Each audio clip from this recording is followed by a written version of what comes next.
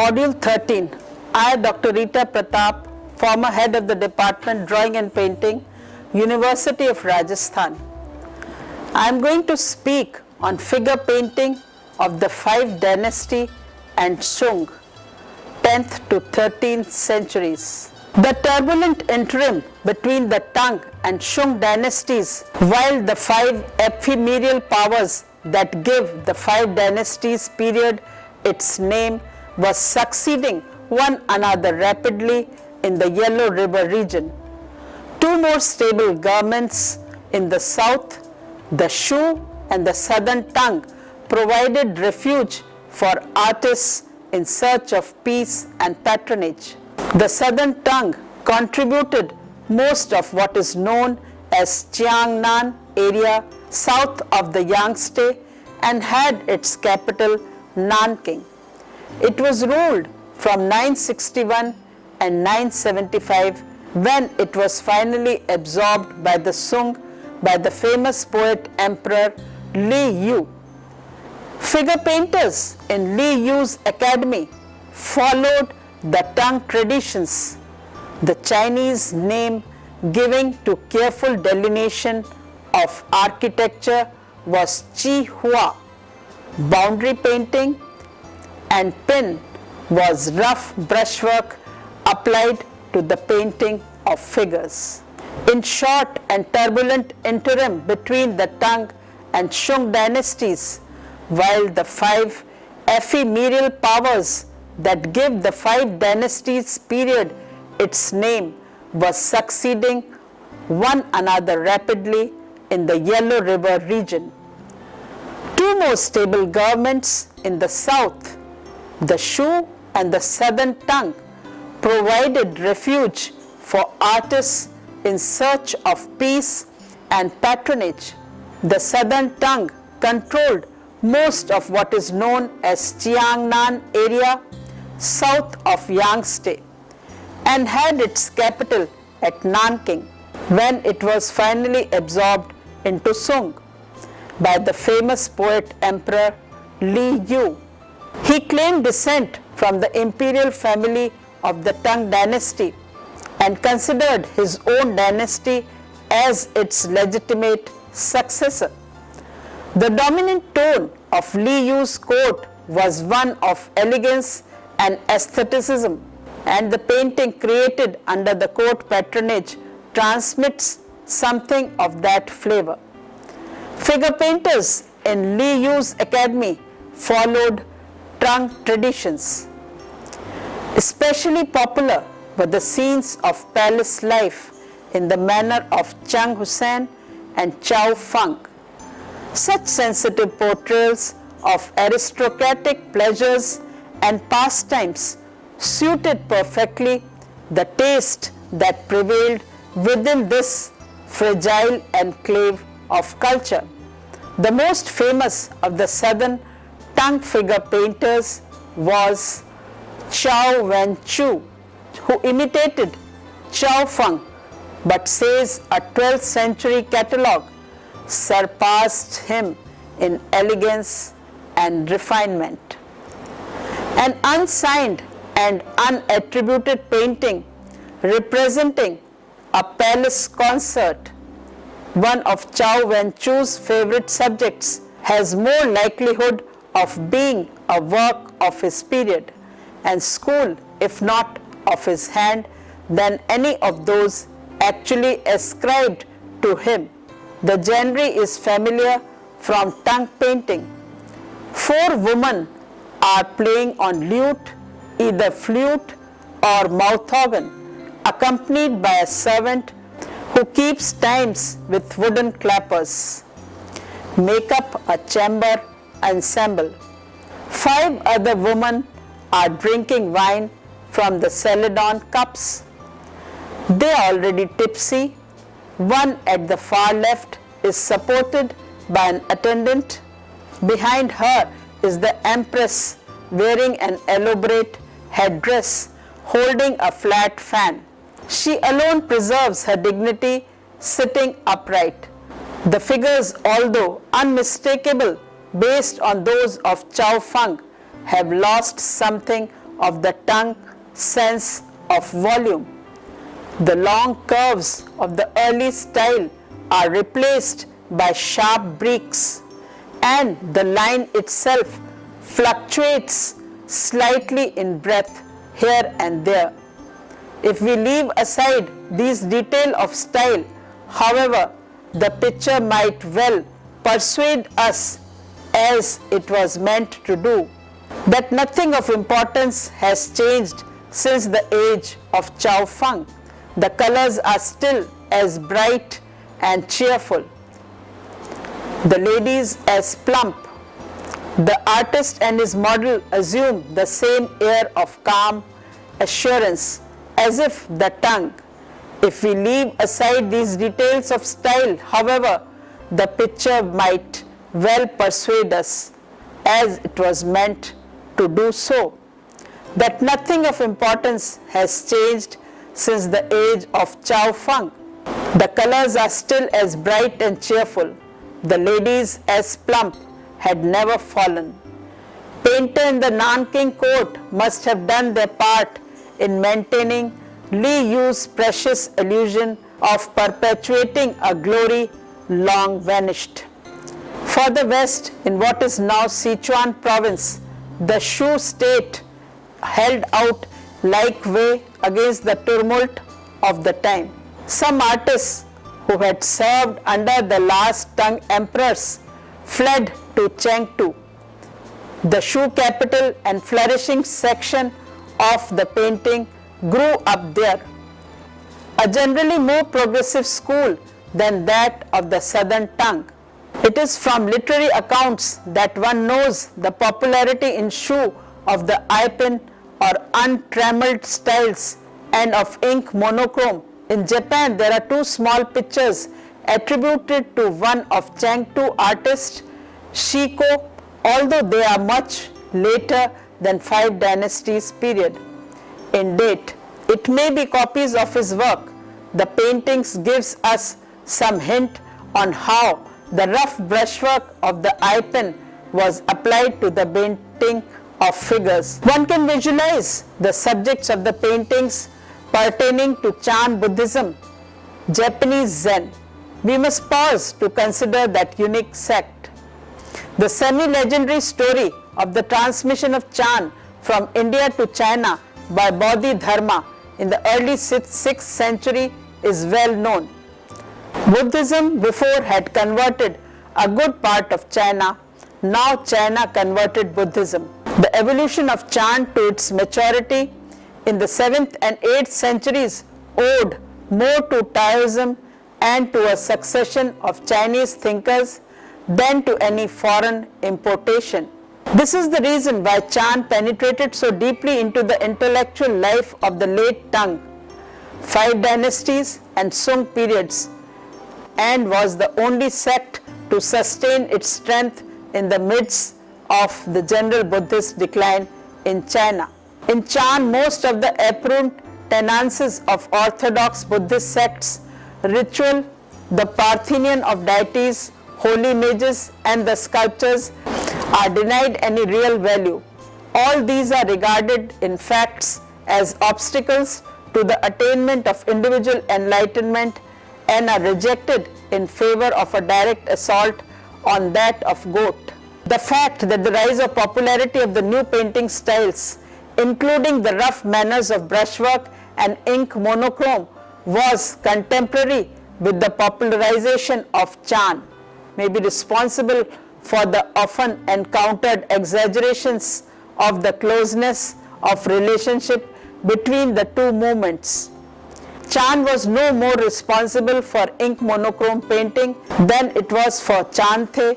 New styles were employed, but Chan artists, but also by Confucian literati and Taoist recluses and the masters of landscape, about whose broader beliefs we know nothing at all. Shiko, another artist, was personally committed to Chan. Chan Buddhism, called Dhyana in Sanskrit and Zen in Japanese, was the most influential sect of Buddhism to have survived.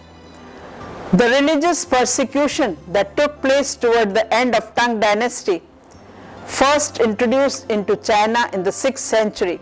Chan Buddhism taught that meditation and self-discipline rather than reliance on ritual and scripture were the true paths to enlightenment. In its elimination of foreign-looking images of the Buddha and the Bodhisattvas, Chan Buddhism had a great appeal to the Chinese people at a time when foreign ideas and religions were treated as suspect.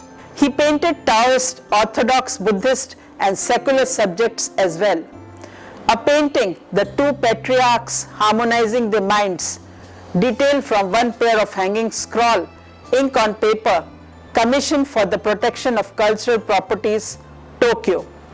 Ascribed to Shiko, however, there are unmistakable Chan personages in the scroll.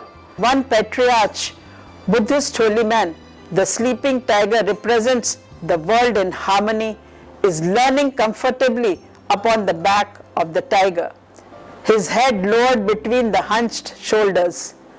Whether he is meditating or asleep is uncertain. A bush of straw or shredded bamboo has been employed in drawing the garment of the camel and fur of the tiger. The experience of such a picture is quasi-kinesthetic. One senses in observing these ragged lines the vigorous movements of the painter. When the painter's brush rested momentarily, blots of deep black color remained. When it moved swiftly, streaks of ink trail behind it as the fibers of the brush separated. Probably that is painted with straw or shredded bamboo instead of a brush. The man's face and the tiger's masks are finished with more conventional stroke. This manner of painting matches the literary descriptions of the Shi Kao style and belongs to the Ipin tradition in its violent rejection of orthodox fine line color wash technique. With its air of spontaneity, it suited the needs of Chan, and the future development of Chan painting lay chiefly in successive transformations of the untrammeled eyes. The orthodox sects of Buddhism, meanwhile, continued to commission icons in the traditional manners, although their doctrines played no significant part in the main intellectual currents of the Shung period, except in no far as they influenced Neo-Confucianism thought. They retained some popular following and enough force to inspire an abundance of painting, ranging in quality from indifferent to excellent. The entire range is represented among surviving works, especially in the rich collections of Japanese temple. Most of the paintings are unsigned. The artists were not famous and their identity was no special concern to purchasers of their works, who required objects for worship rather than for aesthetic enjoyment. The painters accordingly were not encouraged to develop individual styles. They tended to follow old models for their designs and worked in whatever manner was orthodox in their time.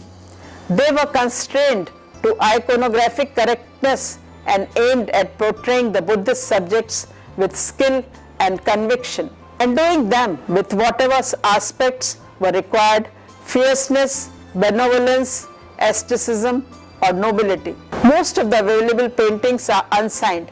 The artists were not famous and their identity was of no special concern to purchasers of their works, which required objects of worship rather than for aesthetic enjoyment. The painters accordingly were not encouraged to develop individual styles.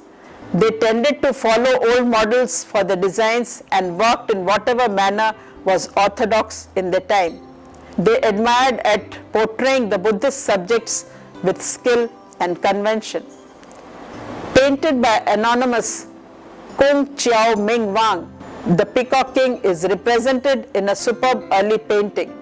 One of the treasures of Ninnaji, a Buddhist temple in Kyoto, detail from a hanging scroll, ink and colors on silk, 11th century. Like many other deities of historic Buddhism, he is austere in appearance but benevolent in function. He devours the evil thoughts and passions which befoul the minds of the humans. Just as his peacock vehicle in the legend at least consumes poisonous snakes, insects and plants. The two faces at the sides of the head have fierce expression, while the central base is impassive, probably Northern Shung in date. The picture is unsurpassed in beauty among surviving Buddhist paintings. The colors, bright mineral pigments, are well preserved, although the designs in gold lines which originally covered the textiles have almost disappeared. The great fan-shaped tail of the peacock surrounds the deity like the second oracle. All the visual richness could easily have fallen into tribal decoration, instead together with the quality of the drawing and the sense of power in tranquility conveyed by the hieratic image, it lifts the painting to the level of the sublime. A painting attributed to Chang Shang Wen is Shakyamuni Buddha preaching, painted in the period 1173 to 1176, section of a hand scroll of Buddhist images, ink and color on paper, and in the collection of Palace Museum, Taichung. Chang Shang Wen is otherwise an unknown painter who worked far in the southwest, in the present province of Yunnan. The painting is painted on paper in line of the almost delicacy and subtle shades of color. The perfection of drawing, the refinement of the faces sets Chang far more the anonymous image makers of Tun Huang in skill and sensitivity. His strength apparently lay in these, however, are not in originality, nor if he was in fact endowed with any inventiveness, he was not encouraged to exercise it. The four guardian kings in the lower corners of the composition took as if they had been transmitted without much change from the Buddhist art of the Tang dynasty. The Buddha and Bodhisattva are likewise direct descendants of those in Tang painting. Anecdotes of the doing and saying of masters of the past were of value in preserving some record of the individual insights. Portraits were painted for a similar reason. The relationship between master and pupil was very close, and a portrait of the master could recall that relationship to the pupil after he had left the monastery at the end of his apprenticeship. Several such portraits are preserved in temples in Japan, brought back from China by Japanese monks who went there to study.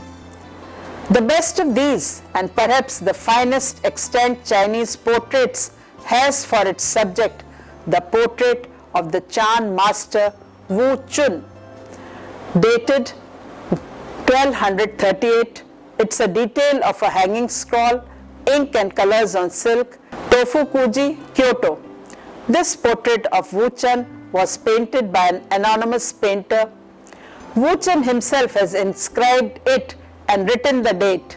According to the dictatory inscription, the picture was done as a farewell present to the Japanese priest Ikoku, who on his return to Japan found the Tofuku-ji, the Kyoto temple in which the painting is still kept.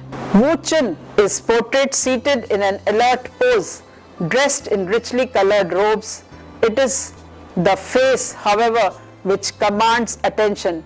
Benignant eyes wide open, good humor evident in the wrinkles at the corners of the eyes and in the slight smile.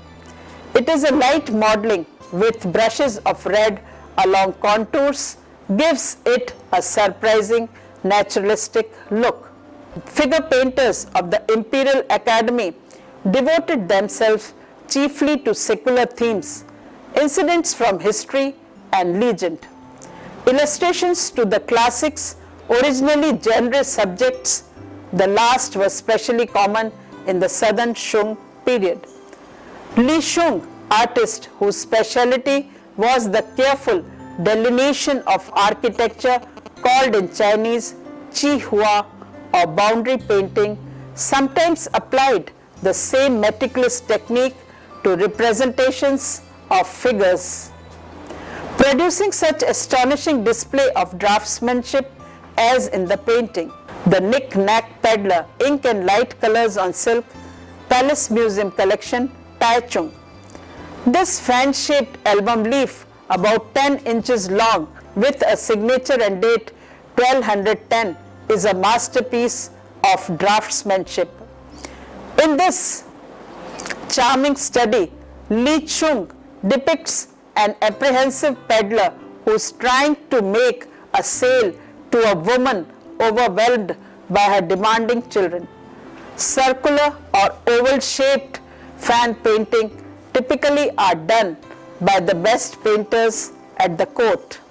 These were often inscribed on the back with poetry written by a member of the imperial family. The painter has written on it, in addition, 3 tiny characters meaning 500 articles, referring with well-justified pride to the number of individual objects he has drawn in the peddler's pack, is meticulously delineated by the artist. The fineness of drawing is not the only virtue of the picture. Such lively pieces of characterization as the sly glances of the children and the patient expression of the harassed mother, such well-observed detail as the baby who reaches out for a toy without pausing from his suckling, make the painting more than a mere virtuous show piece.